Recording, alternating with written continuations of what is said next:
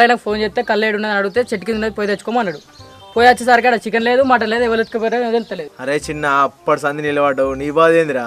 అయ్యా నేను మామిడికాయ ఆడబెట్టి చేతులు అడక వచ్చేసరికి మామిడికాయలు దొంగతనం చేసేలయ్యా. అందరూ వినండిరా, ఈ సమస్య బాగా తీవ్రంగా ఉన్నది. ఈ సమస్యకు 2 రోజుల పరిష్కారం నేను తీసుకొస్తా, మీరు ఎవ్వరు బాధపడకండి. ఇప్పుడైతే అందరం ఇంటికి వెళ్దాం.